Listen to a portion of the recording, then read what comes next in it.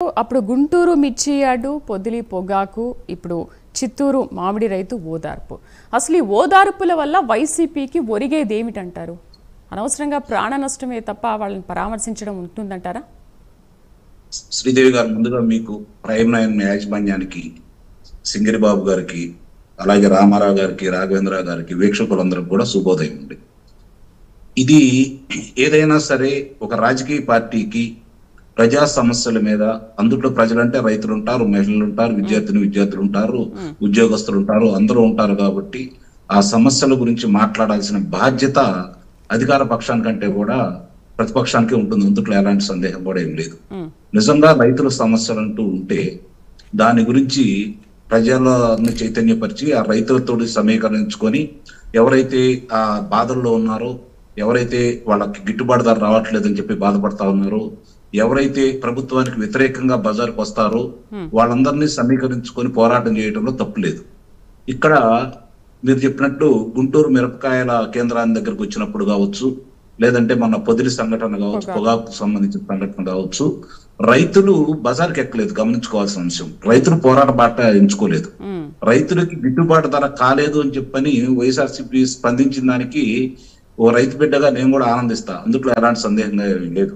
కానీ ఆ రెండు సంఘటనలకు సంబంధించి, మీరు పర్యటనకు సంబంధించి ఎవరితోటి మాట్లాడారు, ఎవరి గురించి మాట్లాడిచ్చారు? ఎక్కడైనా సరే ఏదైనా రైతు సమస్యలు ఉన్నప్పుడు, ముఖ్యంగా ఒక నాయకుడు వెళ్ళినప్పుడు ఆ రైతుల దగ్గర నుంచి ఆ సమస్యలు ఏంటో తెలుసుకునే విధంగా ముందు వాళ్ళ చేత మాట్లాడిచ్చిన తర్వాత దానికి పరిష్కారం ఏంటి, ప్రభుత్వం ఎందుకు చేయలేకపోతుంది, మేము వస్తే ఏం చేస్తాం, లేకపోతే గతంలో మేము ఏం చేసాం అధికారంలో ఉన్నప్పుడు, ఇవి మాట్లాడుకుంటే దానికి అర్థం పరమార్థం కూడా ఉంటుందండి. నిస్సందేహంగా రైతులకు కనుక మేలు చేస్తే రైతులు గుండెల్లో పెట్టుకుంటారు ఎవరైనా సరే. ప్రభుత్వం కనుక వాళ్ళకు అనుకూలంగా లేకపోతే దాని గురించి ప్రతిపక్ష నేత కనుక మాట్లాడితే నిస్సందేహంగా ప్రజలు ఆదరిస్తారు కూడా. అది మంచి సాంప్రదాయం. రాజకీయాలు చేయాలనుకున్న వాళ్ళు ఆ కార్యక్రమాలు ఎన్నుకోవడం కూడా మంచి పద్ధతే. అది రాజకీయంగా వాళ్ళకి ఉపయోగపడుతుంది, ప్రజలకు కూడా ఉపయోగపడుతుంది. ఇది రాజకీయాలు చేయాలనుకున్న వాళ్ళకి మాత్రమే. కానీ గుంటూరు సంఘటన కావచ్చు, పొదిలి సంఘటన కావచ్చు, మీరు వెళ్ళారు, అక్కడ కార్యక్రమాలు చేశారు, దానివల్ల ఏమి సాధించారు ఇప్పటి వరకు? ఆ తరువాత దాని గురించి ఒక్కరోజైనా సరే దీని గురించి ఎక్కడైనా మాట్లాడారా? దాని గురించి ఏదైనా మళ్ళీ ఆందోళన కార్యక్రమం ఏమన్నా చేపట్టారా? ఇది ఈ రోజు అందరి రైతులు కావచ్చు, ప్రజల్లో ఉన్నటువంటి ఆలోచన. ఇప్పుడు మామూలుగా ఇక్కడికి చిత్తూరు వెళ్తున్నారు, ఇది తోతాపూరి మామిడి, ఇది బాగా గమనించుకోండి. తోతాపూరి మామిడి 8,000 ఎకరాల పై చిలుకు, 8,000 ఎకరాల పైన ఉన్నటువంటి పంటకు సంబంధించి మామూలుగా గత సంవత్సరం వచ్చేసరికి 2,50,000 మెట్రిక్ టన్నుల దిగుబడి వచ్చింది గత సంవత్సరం వచ్చేసరికి. ఈ సంవత్సరం వచ్చేసరికి రమారమి 6 లక్షల పైన దిగుబడి వచ్చింది. ఇప్పటికే చాలా వరకు 3,75,000 టన్నుల కొనడం కూడా జరిగింది. మామూలు ఇడిగా కూడా కొనుక్కోవడం కూడా జరిగింది. ఇక్కడ గమనించుకోవాల్సిన అంశం ఏంటంటే, పక్కన ఉన్నటువంటి కర్ణాటక రాష్ట్రం అధికంగా ఇస్తున్నారని చెప్పని వీళ్ళు ప్రచారం చేస్తున్నారు. కానీ అది వాస్తవం. వాళ్ళే ఇక్కడికి వస్తున్నారు కదా. ఇప్పుడు వీళ్ళేంటి 12 రూపాయలు అంటే వాళ్ళ 16 రూపాయలు మాట్లాడుతున్నారు. కానీ అక్కడ 16 రూపాయలు లేదు, ఇక్కడ ఉందని చెప్పి కర్ణాటక డిప్యూటీ సీఎం కూడా దాన్ని అభినందించారు కదా. మీరు 12 రూపాయలకి ఇస్తున్నారు, మా రైతులందరూ కూడా మీ దగ్గరకు వచ్చేస్తున్నారని చెప్పేసి. అంతే కదా, కర్ణాటక నుంచి అందరు కూడా ఇక్కడికి వచ్చి మాట్లాడుతున్నారు కదా. వాళ్ళు అక్కడ 8 రూపాయలు అండి, ఇక్కడ 12 రూపాయలు అమ్ముతున్నారు. ఇంకా దారుణంగా వాళ్ళు 5 రూపాయలకి 6 రూపాయలు కూడా కొన్నారు. అందుకని చెప్పిన అక్కడ రైతులు ఇక్కడికి వస్తున్నారు. ఒక రైతు బిడ్డగా చెబుతున్నానండి, మన పంట పక్క రాష్ట్రానికి తీసుకెళ్తానంటే మనకి వాహనానికి ఎంత ఖర్చు అవుతుందండి? ఒకవేళ అక్కడ ఎల్లంగలోనే కొనరు కదా, 1 రోజు 2 రోజులు ఉండొచ్చు. అక్కడ ఉండటానికి కానీ బస్సు వేయడానికి కానీ ఎంత ఖర్చు అవుతుంది? ఇవన్నీ లెక్కలేసుకోరా ఏ రైతైనా సరే. అక్కడి నుంచి ఇక్కడికి వచ్చి అమ్ముకోవాలంటున్నారంటే అక్కడికంటే ఇక్కడ అధిక ధరలు ఉంటేనే కదా, లాభం వస్తేనే కదా ఇక్కడికి వస్తుంది. ఇది గమనించుకోవాలి కదా. ఆ రాష్ట్ర ముఖ్యమంత్రి గారు కూడా ఇక్కడ ముఖ్యమంత్రి గారికి మా రైతులను అక్కడ పంట తీసుకొస్తారు, వాళ్ళు అమ్ముకునే అవకాశం కలగజేయమని చెప్పారు కదా. ఇవన్నీ కూడా దృష్టి పెట్టుకోవాలి. నిజంగానే రైతు సమస్యలు ఉంటే మీరు అన్నట్టు, లేకపోతే మిగిలిన వాళ్ళు చెప్తున్నట్టు రైతు సమస్యలు ఉంటే రైతులతో మాట్లాడాలి, రైతులతో సమావేశం ఏర్పాటు చేసుకోవాలి, ఆ రైతు కుటుంబాలను గుర్తించాలి. ఎంతవరకు దిగుబడి వచ్చింది, ఇప్పటి వరకు ఎంతవరకు అమ్ముకున్నారు, ఎవరెవరి దగ్గర నిల్వలు ఉన్నాయి, ఆ రైతుల యొక్క ఆర్థిక పరిస్థితి ఏంటి, అవన్నీ సమీకరించుకొని వాళ్ళతోటి మాట్లాడుకొని వాళ్ళ పేర్లు ఇచ్చి ఇంతమంది వస్తున్నాం, మా నాయకులు వస్తున్నాం అని చెప్పొచ్చు. ఇప్పుడు చిత్తూరు జిల్లా వచ్చేసరికి 14 నియోజకవర్గాలు అండి, ఉమ్మడి చిత్తూరు జిల్లా 14 నియోజకవర్గాల్లో వాళ్ళు సభ్యులు ఉన్నారు. ఎందుకంటే వాళ్ళకి పొత్తు లేదు కాబట్టి 14 నియోజకవర్గాల్లో వాళ్ళు పోటీ చేశారు, 12 నియోజకవర్గాల్లో ఓడిపోయారు. అక్కడ 12 నియోజకవర్గాల్లో ఓడిపోయిన వాళ్ళు, ఇప్పుడున్నటువంటి ప్రజాప్రతినిధులు 2, అలాగే లోక్సభ సభ్యులు 2, దానికి సంబంధించిన వాళ్ళు ఉంటే దాదాపు రమారమే ఒక 100 మంది వాళ్ళు ముఖ్య నాయకులందరూ అక్కడ సమీకరించుకోవడంలో తప్పు లేదు. ఆ సమస్యల గురించి మాట్లాడుకోవడం కూడా తప్పు లేదు. దానివల్ల ప్రభుత్వానికి ఒక హెచ్చరికలా కూడా ఉంటుంది. నిజంగానే వీళ్ళు రైతుల మీద పోరాడుతున్నారు, మనం రైతులకు అన్యాయం చేస్తున్నామని భావన. కానీ ఇక్కడ రైతులకు న్యాయం జరుగుతుంది పక్క రాష్ట్రంతో చూసుకుంటే. మరి దాని గురించి ఆలోచించుకోండి. ఇప్పటి వరకు 3,75,000 మెట్రిక్ టన్నులు మామూలుగా దిగుబడి వస్తే ఇంకా అయిపో వచ్చింది, దాని గురించి ఏం లేదు.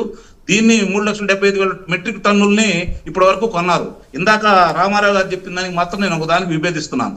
ఏందయ్యా అంటే అక్కడ చిత్తూరు జిల్లాలో ఇప్పుడు వరకు మొన్నటిదాకా కూడా గత సంవత్సరం కూడా పెద్దిరెడ్డి రామచంద్రారెడ్డి గారి యొక్క కనుసన్నల్లోనే జరిగిందనే విషయాన్ని మర్చిపోవద్దు. ఈ రోజు పాలు అమ్ముకోవాలన్నా, కూరగాయలు అమ్ముకోవాలన్నా, ధాన్యం అమ్ముకోవాలన్నా, మిగిలి ఏం చేయాలన్నా, గనులైనా ఇసుకైనా సరే ఇప్పటి వరకు కూడా ఆయన కనుసన్నల్లోనే జరుగుతుంది. మొట్టమొదటిసారి దాన్ని కాదని చెప్పని ఈ రోజు వీళ్ళు స్వతంత్రంగా ఎవరైతే వ్యాపారస్తులు ఉన్నారో వాళ్ళ ద్వారా కొనుగోలు కార్యక్రమంతో పాటు వాళ్ళకి రాయితీలు ఈ 4 రూపాయలు అదనంగా చెల్లించే కార్యక్రమం రాష్ట్ర ప్రభుత్వం చేపట్టింది. ఎందుకంటే గతంలో కూడా నేను కొన్ని విషయాలు వివరణ సేకరించే సమయంలో చూసుకుంటా ఉంటే పాలు గనక 40 రూపాయలు లీటర్కి పాలు అమ్ముతా ఉంటే వేరే దాంట్లో 27 రూపాయలు మాత్రమే వీళ్ళు చెల్లించారు.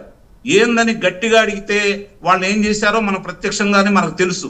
అది పెద్దిరెడ్డి రామచంద్రారెడ్డి గారు చిత్తూరు జిల్లాలో ఇప్పటికీ ఒకవేళ ఈ కూటమి వాళ్ళకి కోపం వస్తే రావచ్చేమో కానీ ఇప్పటికి కూడా ఇంకా 7 నియోజకవర్గాల పైన అతని పెత్తనమే సాగుతా ఉంది. ఇది గమనించుకోవాలి. దీనికే తలలు పట్టుకుంటున్నారు కూటమి పెద్దలు కూడా. ఎందుకు ఇలా జరుగుతుంది, ఏ విధంగా ఈ అధికారులు ఎందుకు ఇంకా వాళ్ళకి సహకరిస్తున్నారు, ఎక్కడ లోపం ఉంది, దీన్ని ఛేదించే కార్యక్రమంలో ఈ రోజు ముందుకెళ్తా ఉన్నారు. కాకపోతే ఇక్కడ గమనించుకోవాల్సిన అంశం ఏందయ్యా అంటే ఇంత చేస్తున్న తర్వాత కూడా ఇప్పుడు చివరి దశకు వచ్చింది. చివరి దశకు వచ్చినప్పుడు మీరు అక్కడికి వెళ్ళి ప్రదర్శన చేసినందువల్ల ఏం జరుగుతుంది? 10,000 మంది. 10,000 మంది అంటే అక్కడ ఆ కొనుగోలు కేంద్రంలో 500 మంది కంటే పెద్దగా పట్టరు. ఇప్పుడు 10,000 మంది వెళ్ళి అక్కడ ఏం చేస్తారు? ఎవరితో మాట్లాడిస్తారు? పక్క రాష్ట్రం మీద ఏమైనా యుద్ధానికి వెళ్తున్నారా? కర్ణాటకకి, లేదంటే తమిళనాడు మీద యుద్ధానికి వెళ్తున్నారా? లేదా అక్కడ ఉన్నటువంటి రైతుల మీద యుద్ధానికి వెళ్తున్నారా? ఇది కూడా ఒకసారి ఆలోచించుకోవాలి. మనం చేసే పనులు ఈ రోజు శ్రీదేవి గారు అదే కదా 10,000 మంది ఎందుకు అనేది ఒక క్వశ్చన్, దానికి ఆన్సర్ చేయండి. అదేనండి, అదే ఇప్పుడు 10,000 మంది అంటే బల నిరూపణ చేసుకోవడానికి వెళ్తున్నారా? 2 విషయాలు మాత్రం నేను స్పష్టంగా చెప్పదలుచుకున్నానండి. ఇవాళగాతే రేపైనా సరే మద్యం కుంభకోణంలో మిథున్ రెడ్డిని అదుపులో తీసుకోబోతున్నారు, ఇది ఒకటి వాస్తవం. అలాగే భూములకు సంబంధించి పెద్దిరెడ్డి రామచంద్రారెడ్డి మీద మెడకి కత్తి చుట్టుకుంటా ఉంది. అట్లాగే ఆయన ఎన్నికల నిబంధనలో ఎన్నికల వారికి ఇచ్చినటువంటి పత్రాలలో 143 ఆస్తులకు సంబంధించి వివరాలు పొందుపరచలేదు. దానికి సంబంధించి వివరణ కోరితే ఇప్పటి వరకు లేదు. దానివల్ల రేపొద్దున అతను అనర్హుడు కాబోయే పరిస్థితి ఏర్పడతా ఉంది. రెండోది, ఇప్పుడు చెవిరెడ్డి భాస్కర్ రెడ్డిని అదుపులో తీసుకున్నారు, వాళ్ళ కుమారుడిని అదుపులో తీసుకోబోతున్నారు, కరుణాకర్ రెడ్డిని అదుపులో తీసుకోబోతున్నారు అనే సమాచారం వాళ్ళకు ఉండబట్టి మద్యం కుంభకోణంలో వేగవంతంగా దర్యాప్తు జరుగుతుంది. ఎక్కడెక్కడ వాళ్ళందరినీ తీసుకొని వచ్చి వివరాలు సేకరిస్తున్నారు. కాబట్టి ఆ భయం కొద్దీ బల్ల ప్రదర్శన చిత్తూరు జిల్లాలో, ఎందుకంటే ముఖ్యమైన వాళ్ళందరూ అక్కడే ఉన్నారు కాబట్టి వాళ్ళ పేర్లే బయటకు వస్తున్నాయి కాబట్టి వాళ్ళ గురించే ఈ రోజు మాట్లాడుకుంటున్నారు కాబట్టి బల ప్రదర్శన చేయాలని. రెండోది, ఈ రోజు రాష్ట్రంలో ఇబ్బడి ముబ్బడిగా వస్తున్న పెట్టుబడులు కావచ్చు, వేగవంతంగా పూర్తవుతున్నటువంటి అమరావతి కార్యక్రమాలు కావచ్చు, పోలవరం కార్యక్రమాలు కావచ్చు, విశాఖ ఉక్కు నగరాన్ని తీసుకొచ్చినటువంటి 11,500 కోట్ల రూపాయల నిధులు కావచ్చు, విశాఖలో ప్రత్యేకంగా రైల్వే జోన్ ఏర్పాటు చేసిన విధానం కావచ్చు, భారతదేశంలో ఇంతవరకు ఏ రాష్ట్రంలో కూడా అన్ని పంచాయతీల్లో ప్రజా దర్బార్ నిర్వహించింది పవన్ కళ్యాణ్ గారి నేతృత్వంలో కాబట్టి అలాంటి కార్యక్రమం కావచ్చు. రెండవది, అన్ని పాఠశాలల్లో విద్యార్థులు, తల్లిదండ్రులు, అధ్యాపకులతోటి ఒకేసారి సమావేశం నిర్వహించిన విధానం కావచ్చు. ఇవన్నీ కూడా ప్రపంచంలో అందరినీ ఆకర్షిస్తా ఉన్నాయి. ఎన్ని అడ్డంకులు చెప్పినా ఒక్క చిన్న విషయం చెప్పేసి మీకు వేరే విషయానికి వెళ్తానండి. జర్మనీలో ఉంటున్నాడు ఉదయ్ భాస్కర్ అనే వ్యక్తి, జర్మనీలో ఉంటున్నాడు. ఆయన ద్వారా 200 జాతీయ అంతర్జాతీయ సంస్థలకి ఏదైతే ఇప్పుడు మైనింగ్ కి సంబంధించి బాండ్లు ఉంటాయో దాన్ని మీరు ముందుకెళ్ళొద్దు, పెట్టుబడులు పెట్టొద్దు అని చెప్పని 200 సంస్థలకి అతని ద్వారా మెయిల్ చేయించారండి జర్మనీలో. మీరు అతని యొక్క ప్రొఫైల్ చూడండి, ఫేస్బుక్ లో జగన్మోహన్ రెడ్డి గారు, రాజశేఖర రెడ్డి గారి బొమ్మే ఉంటుంది.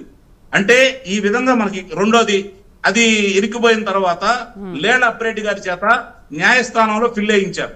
లేళ్ల అప్రెడ్డి గారి చేత అది వీగిపోయింది. వైవి సుబ్బారెడ్డి గారి చేత ప్రధానమంత్రి గారికి, ఆర్బీఐకి, సెబీకి ఫిర్యాదు చేయించారు. అంటే రాష్ట్రంలో పెట్టుబడులు రాకూడదు, ఇబ్బడిముబ్బడిగా పెట్టుబడులు వస్తున్నాయి, రమారమి రోజు వారానికి ఒక సంస్థ కొత్త సంస్థ తోటి వీళ్ళు ఒప్పందాలు చేసుకుంటున్నారు, కార్యక్రమాలు మొదలు కాబోతున్నాయి. ఒప్పందం చేసుకున్న సంస్థలు కూడా మీరు కనుక గమనిస్తే అమరావతి ప్రాంతంలో 74 సంస్థలు కేటాయిస్తే నిరాధారమైనటువంటి ఆరోపణలు మా మీద అంగమరావు గారు లాంటి వాళ్ళు పెద్దలు రుద్దడం అనేది ఇది సమంజసం కాదు. నిరాధారమైనటువంటి ఆరోపణలు మా నాయకుల మీద ఎలా మాట్లాడతారు? రామారావు గారు, శ్రీదేవి గారు